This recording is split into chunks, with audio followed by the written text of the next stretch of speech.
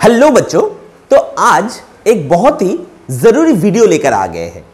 आज के वीडियो में मैं तुम लोगों को बताऊंगा कि कैसे आईएससी फिजिक्स का जो प्रैक्टिकल है उसमें 30 आउट ऑफ 30 तुम्हें लाना है। क्योंकि देखो बच्चों, तुम कैसे भी स्टूडेंट हो, मीडियम, लो या बहुत अच्छे, प्रैक्टिकल में 30 मार्क्स उठाना बहुत बड़ी बात नहीं है। बहुत ज्यादा उसके लिए 30 मार्क होने की जरूरत नहीं है। अगर तुम थोड़ा सिस्टमेटिक वे में काम करो, ओके, तो ऑब्वियसली तुम्हें 30 मार्क्स मिल सकता है। इसके लिए कोई तुम्हें रोक नहीं सकता। अब देखो, और अगर ये 30 मार्क्स तुम्हें मिल जाए तो सोचो तुम्हारे लिए 80% के ऊपर लाना, 90% के ऊपर लाना या फुल मार्क्स लाना कितना इजी हो जाएगा। क्यों? क्योंकि देखो, जो 70 मार्क्स है थ्योरी का, उसमें मार्क्स उठाना, वहां पर थोड़ा डिफिकल्ट क्वेश्चंस होगा, न्यूमेरिकल्स होगा, एप्लीकेशन बेस्ड क्वेश्चंस होगा। लेकिन प्रैक्टिकल इसीलिए दिया जाता है ताकि तुम मार्क्स उठा पाओ।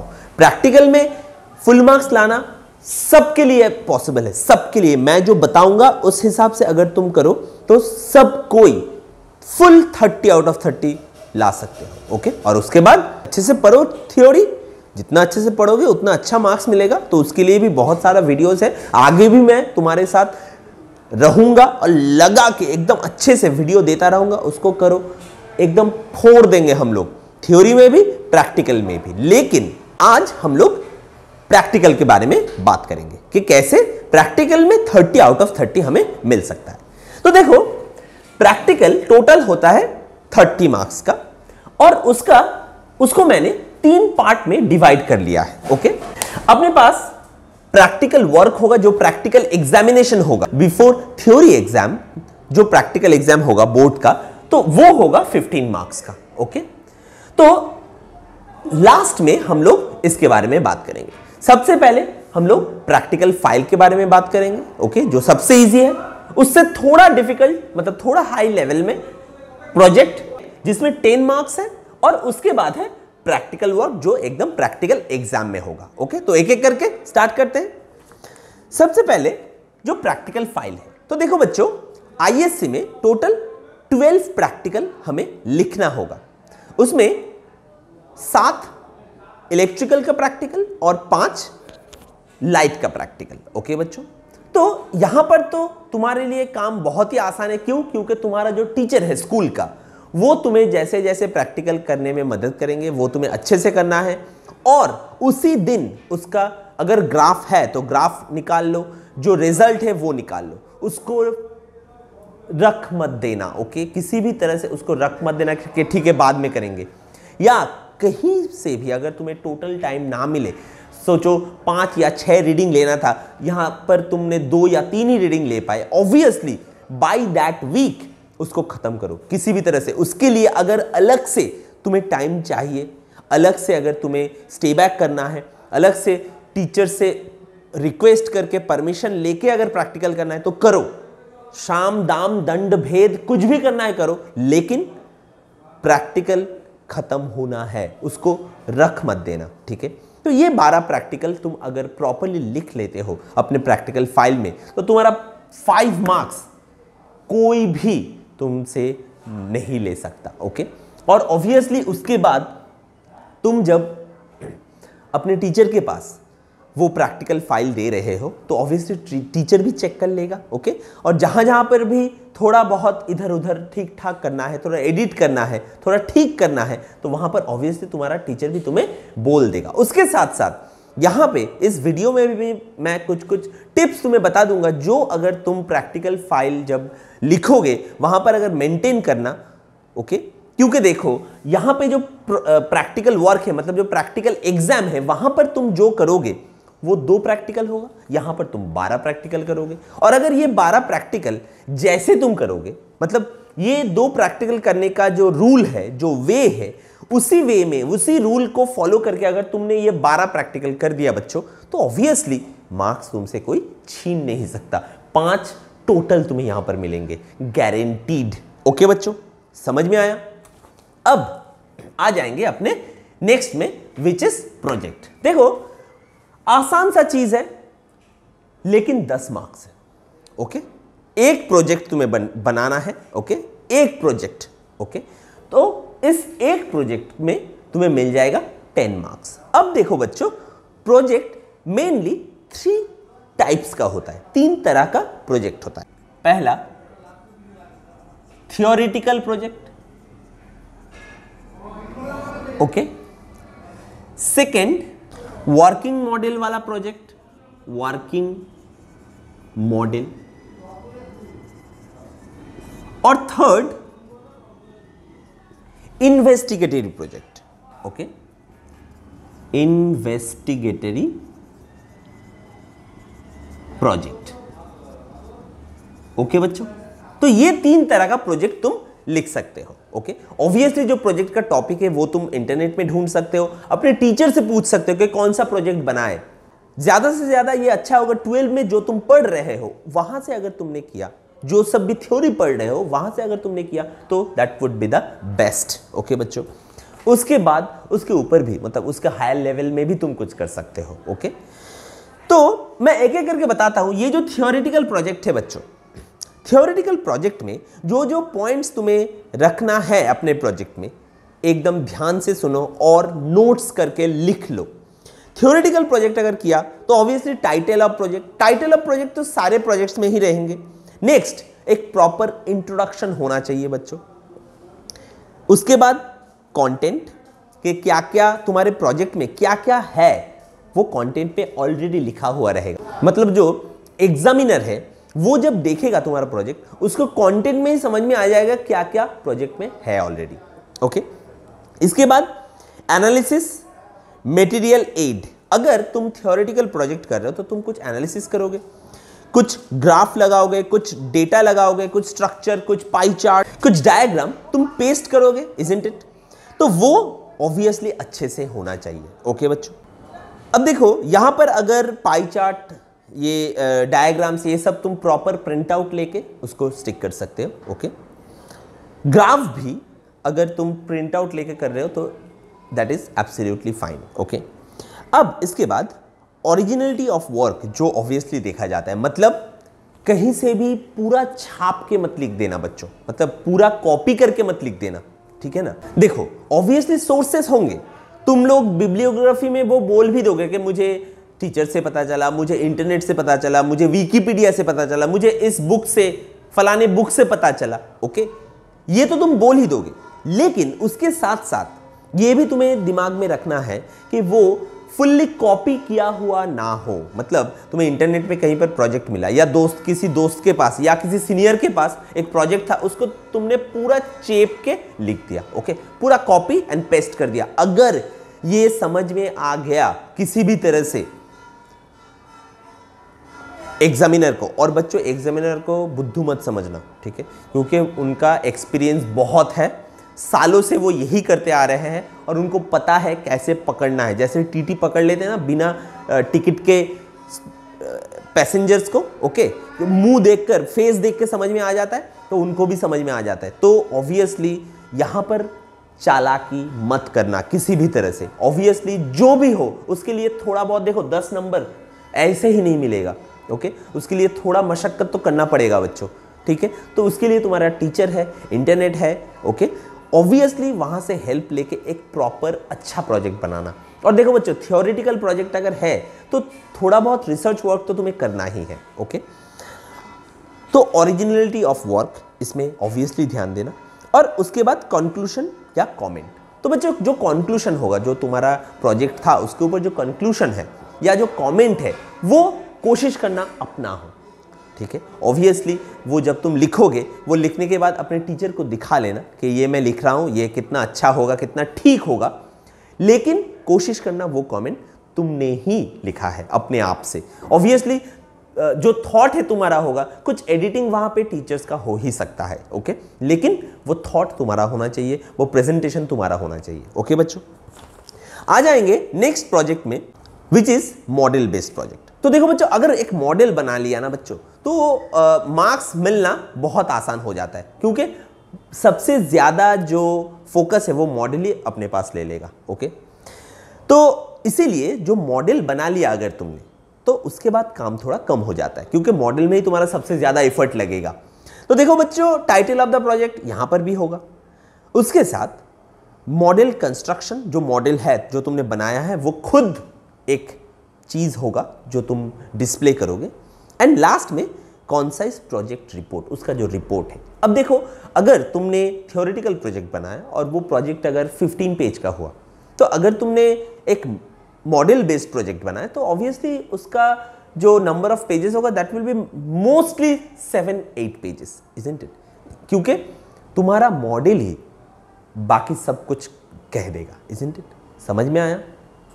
नेक्स्ट में इन्वेस्टिगेटरी प्रोजेक्ट। तो देखो यहां पर टाइटल ऑफ द प्रोजेक्ट यहां पर भी होगा, थ्योरी या प्रिंसिपल इन्वॉल्व, ओके, जो थ्योरी या प्रिंसिपल के ऊपर तुमने ये प्रोजेक्ट बनाया वो, एक्सपेरिमेंटल सेटअप, जो एक्सपेरिमेंटल सेटअप तुमने किया है उसके लिए, मतलब सोचो प्रैक्टिकल तुम्हारा फिजिक्स लैब में ही जो एक्सपेरिमेंटल सेटअप है उससे ही तुमने कुछ किया है, ओके, तो वो ऑब्वियसली मेंशन करना पड़ेगा।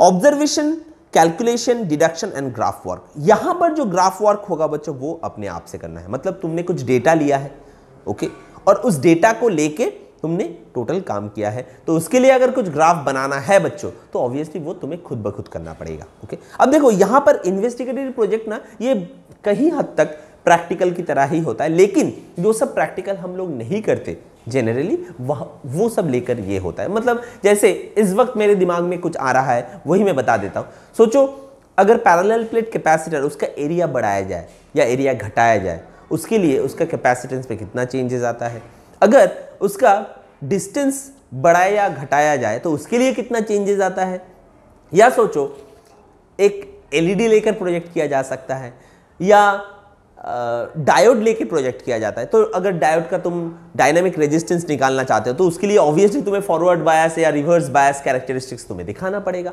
तो ये सब जो ग्राफ है ये खुद ब खुद मतलब प्रॉपरली अपना हाथ से बनाया हुआ ये होना चाहिए, ओके। ये कहीं से प्रिंट आउट लेके चिपका मत देना बच्चों, ओके।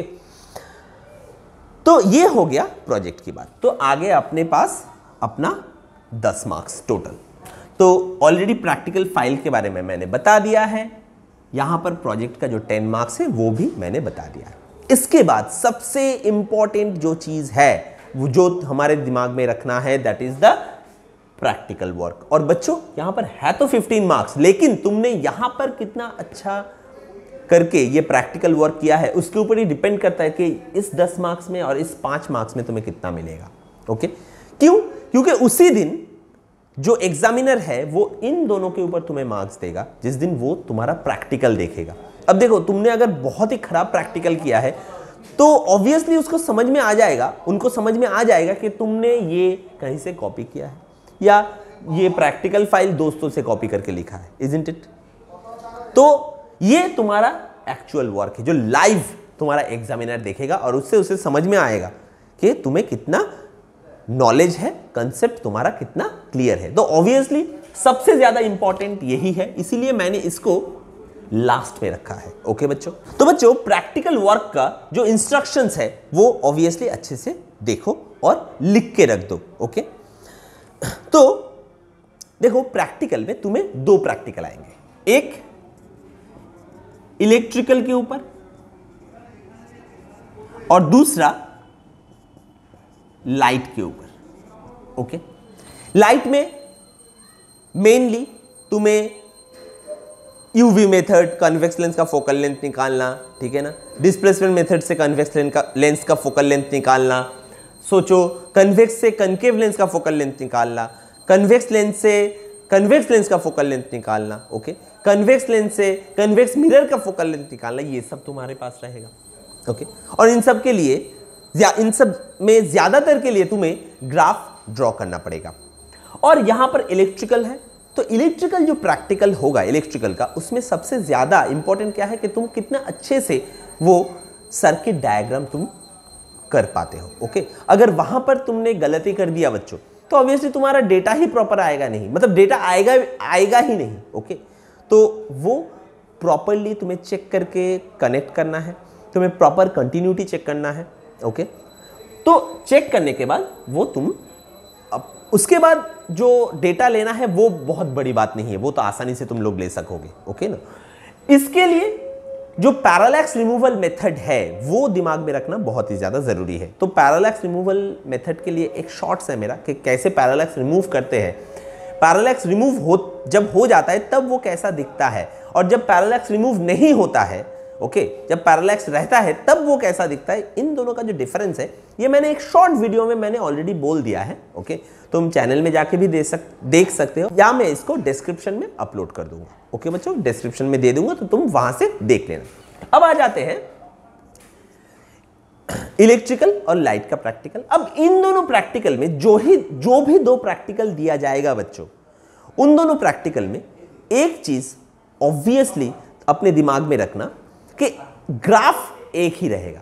मतलब आइदर इलेक्ट्रिकल में ग्राफ बनाना पड़ेगा या लाइट का जो प्रैक्टिकल है उसमें ग्राफ बनाना पड़ेगा। प्रोबेबिलिटी सबसे ज्यादा ये होगा कि लाइट का प्रैक्टिकल में ग्राफ बनाना हो तुम्हें। ओके, तो दो ग्राफ नहीं बनाना होगा क्योंकि ग्राफ बनाना भी एक टाइम टेकिंग चीज होता है, तो इसीलिए किसी भी एक प्रैक्टिकल में तुम्हें ग्राफ बनाना होगा। और क्वेश्चन भी ऐसे ही दिया जाएगा कि एक प्रैक्टिकल के लिए ग्राफ और दूसरे प्रैक्टिकल सिर्फ डेटा निकाल के ही हम लोग उसका आंसर रिजल्ट निकाल सकते हैं।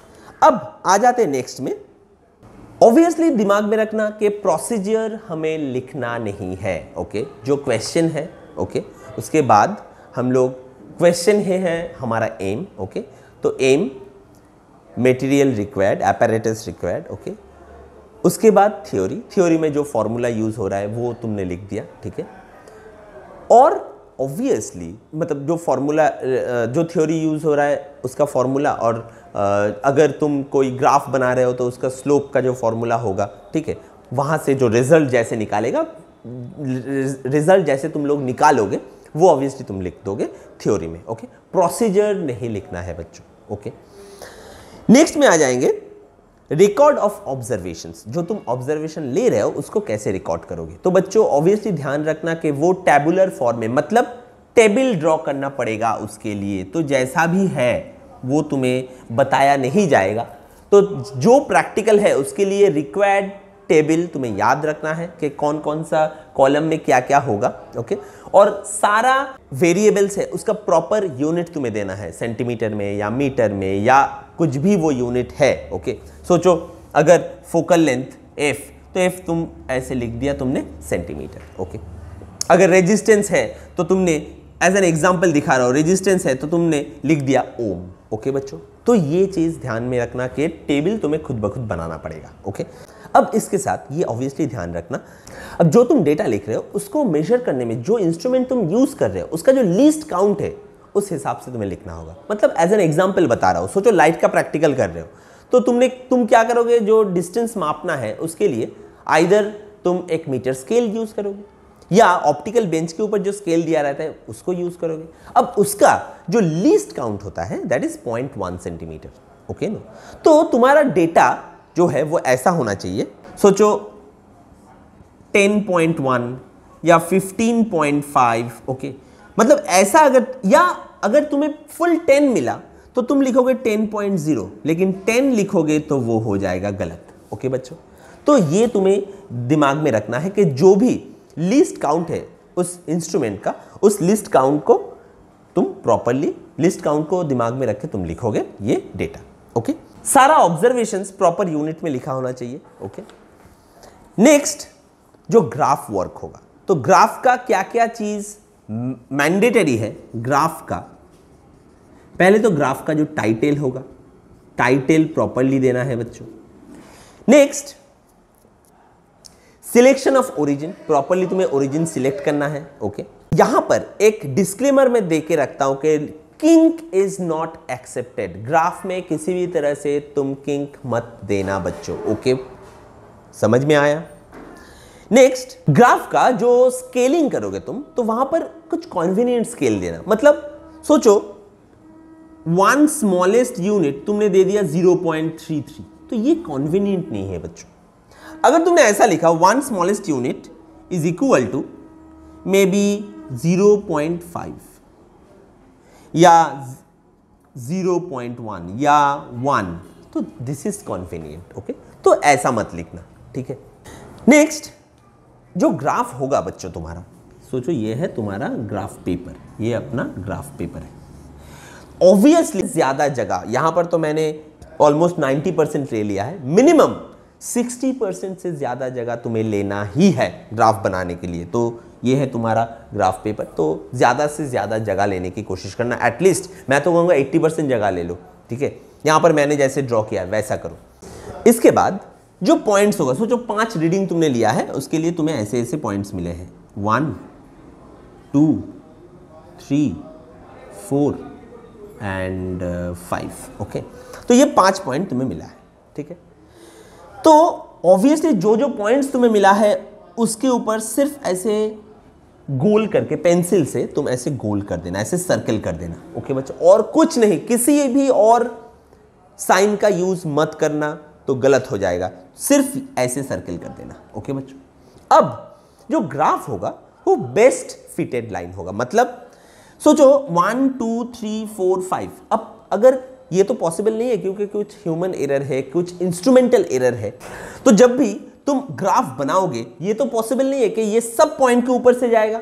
This is not possible. तो बेस्ट फिटेड लाइन कैसा होगा? तो ग्राफ है वो मोर देन 50% पॉइंट के ऊपर से जाएगा। मतलब अगर यहां पर 5 पॉइंट है तो वो 3 पॉइंट के ऊपर ऑब्वियसली जाना चाहिए, और बाकी जो 2 पॉइंट होगा, ओके, वो ग्राफ के 2 तरफ इक्वली डिस्ट्रीब्यूटेड होगा। तो that will be the best fitted line. मतलब सोचो ये अगर अपना लाइन है, this is the best fitted line. क्यों? क्योंकि यहां पर देखो ये 3 पॉइंट, ये जो 3 पॉइंट है, ओके, इस 3 पॉइंट के ऊपर से ग्राफ गया है, और बाकी जो 2 पॉइंट है जिसके ऊपर से ग्राफ नहीं गया है, वहां पर ये 1 पॉइंट है, ये 1 पॉइंट है। तो देखो ग्राफ का राइट साइड में 1 पॉइंट मैंने रखा है, लेफ्ट साइड में दूसरा पॉइंट रखा है। तो this is the best fitted line, ये दिमाग में रखना है बच्चों, okay. Next, obviously graph draw करना है तो वहां पर स्लोप भी ड्रॉ करना है तुम्हें। स्लोप तुम किसी भी तरह से इस 3 पॉइंट से नहीं ले सकते। मतलब जो तुम्हारा डेटा टेकन है, ओके, तो वहां से तुम स्लोप नहीं ले सकते। तो तुम कहां से लोगे? कहीं और जगह से लोगे, और वो छोटा नहीं होना चाहिए। ग्राफ का एटलीस्ट 60% 70% जगह लेकर वो तुम स्लोप ड्रॉ करोगे। मतलब इतना छोटा स्लोप नहीं चलेगा, बड़ा स्लोप लेना बच्चों। जैसे तो ये होगा, this is the proper slope, okay. और ऑब्वियसली उसके बाद तुम उसका कैलकुलेशन करोगे। इसके साथ साथ जो x0 एंड y0 है उसका भी ध्यान रखना है बच्चों। What is x0? मतलब अगर ये ग्राफ y एक्सिस को कट करता है तो ये है अपना y0। y0 कब होता है? जब x 0 होता है, उस टाइम पे जो y का वैल्यू है दैट इज y0। अगर ग्राफ यहां पे ना हो के यहां पर हुआ तो ये हो गया अपना x0। x0 कब होता है? x का जिस वैल्यू में y 0 होगा वो होता है x0। तो ये अपने दिमाग में रखना, ओके। तो बच्चों अब आ जाएंगे कैलकुलेशन में। तो जो भी कैलकुलेशन तुम करोगे वो प्रॉपरली राउंडेड ऑफ होना चाहिए, okay, according to the proper decimal places, okay. तो ऐसे करके तुम जो ग्राफ है वो ड्रॉ करोगे। और ये अगर तुमने अच्छे से कर लिया, और मैंने पहले ही कहा था कि ये 2 प्रैक्टिकल एग्जाम में तुम लोग जैसे करोगे, ठीक वही रूल्स फॉलो करके तुम प्रैक्टिकल फाइल का जो 12 प्रैक्टिकल है उसको तुम प्रॉपर्ली परफॉर्म करोगे। इज़न्ट इट बच्चों? समझ में आया? तो यहां पर ग्राफ के लिए या कैलकुलेशन के लिए या टैबुलर फॉर्म के मतलब टेबल के लिए जो भी चीज मैंने बताया है that is equally applicable for practical file also, okay. तो ये हो गया अपना टोटल 30 मार्क्स। आई होप तुम लोगों को समझ में आया, और इसको प्रॉपर्ली नोट्स बना लेना बच्चों। ये दिमाग में रख के अपना practical file, project work and exam देने जाना, ओके। तो 30 मार्क्स तुमसे कोई छीन नहीं सकता, ये 30 मार्क्स लेना ही है बच्चों, ओके। तो सारे बच्चों को 30 आउट ऑफ 30 मिलना ही है। तो यहां पर ही मैं आज का वीडियो खत्म करता हूं। मिलेंगे अपना नेक्स्ट वीडियो में, ओके बच्चों। Thank you.